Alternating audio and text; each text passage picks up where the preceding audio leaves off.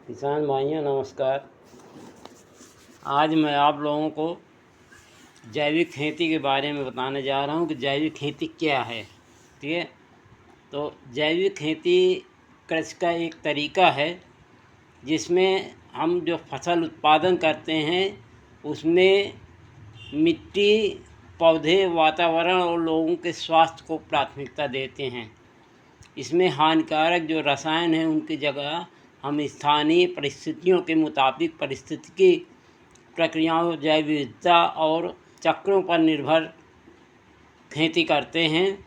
तो इसी को हम जैविक खेती कहते हैं। कहने का मतलब ये है कि जो रेसिडुअल इफ़ेक्ट है केमिकल फर्टिलाइज़र का, रासायनिक का, वो लोगों के स्वास्थ्य के लिए हानिकारक है। इस चीज़ का ध्यान रख के हम परंपरागत खेती जो हमारे पुराने ट्रेडिशनल सोर्स ऑफ न्यूट्रिएंट्स हैं उनको पौधों में या ज़मीन में देते हैं, जिससे हमारा उत्पादन भी बढ़े तथा हमारा भूमि जो डाइंग है, एरेशन है होता भूमि में।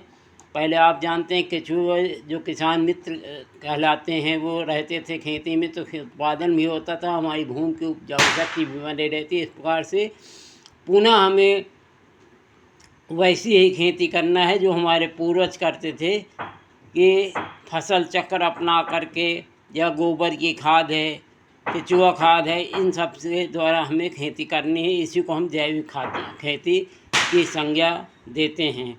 और जैविक खेती में मुख्यतः जो है मिट्टी की गुणवत्ता सुधारने के लिए विशेष ध्यान दिया जाता है कि हमारी मिट्टी का जो उसके इसमें कवर क्रॉपिंग, फसल चक्रण जैसे प्रबंधन तरीकों का इस्तेमाल किया जाता है। जैविक खेती में रासायनिक उर्वरकों, कीटनाशक का इस्तेमाल कम या बिल्कुल नहीं किया जाता, क्योंकि INM पद्धति में जो है हम उत्पादन भी हमारा प्रभावित ना हो और भूमि की उपजाऊ शक्ति भी बने रहे। इसलिए आधी जैविक आधी रासायनिक उर्वरकों का प्रयोग वांछित है।